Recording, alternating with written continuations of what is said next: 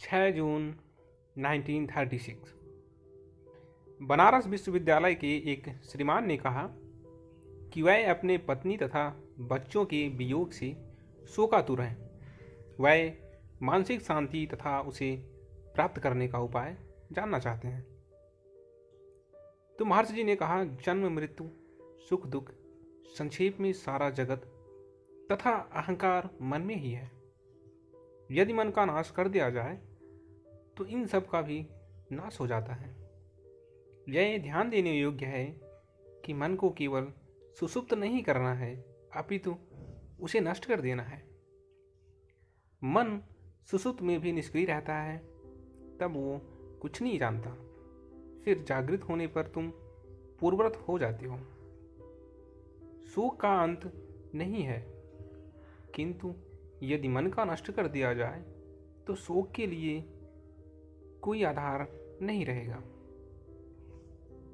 तथा मन के साथ लुप्त हो जाएगा। मन का नाश कैसे करें? मन को शोधो, इसकी खोज करने पर ये लोप हो जाएगा। मन केवल संकल्पों का समूह है। संकल्पकर्ता के होने से ही संकल्प होते हैं। संकल्पकर्ता अहंकार है। यदि अहंकार की खोज हो जाए तो वह स्वतः ही नष्ट हो जाएगा। अहंकार तथा मन एक ही हैं।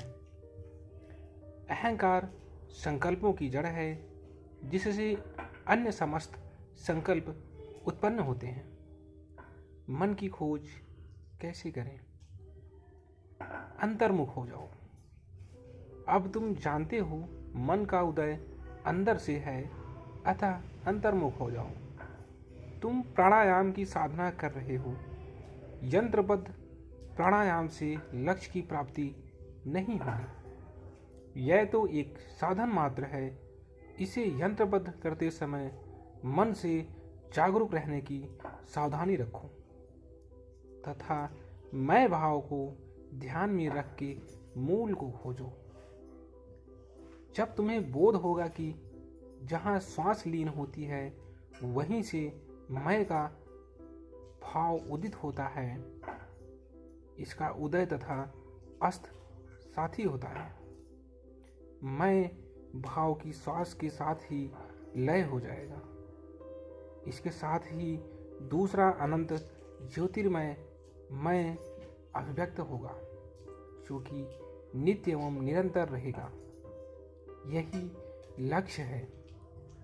इसके अनेक नाम हैं: ईश्वर, आत्मा, कुंडलिनीय शक्ति, चैतन्य, योग, भक्ति, ज्ञान इत्यादि।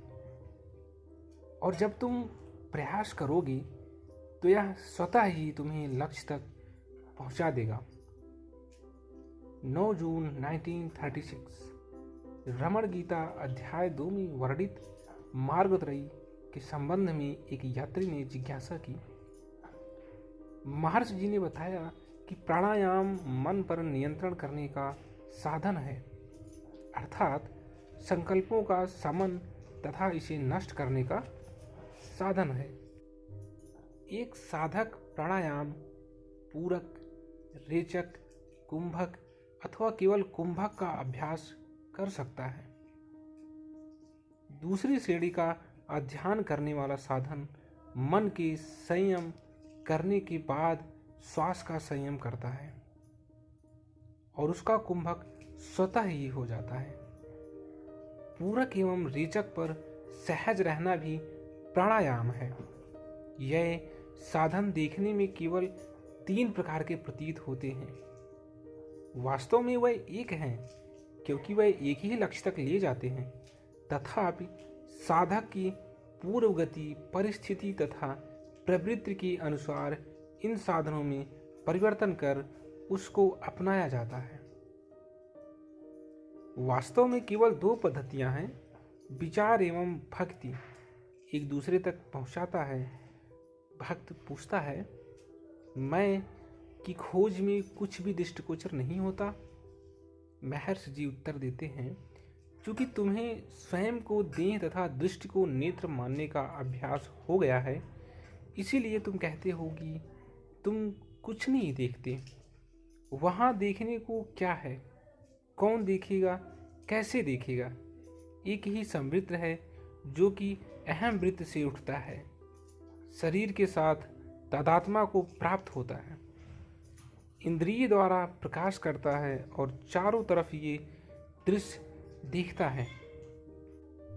जागृत अवस्था में प्राणी सीमित होता है तथा कुछ भिन्न वस्तु देखना चाहता है।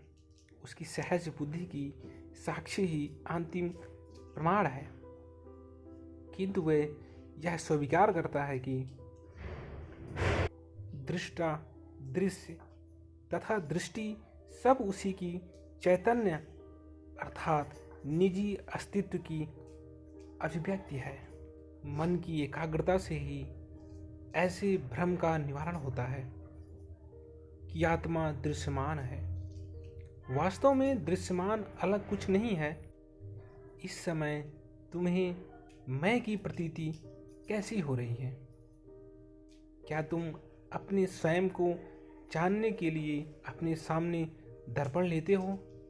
वो जागृति ही निजी अस्तित्व है। इसे साक्षात कर लो और यही सत्य है।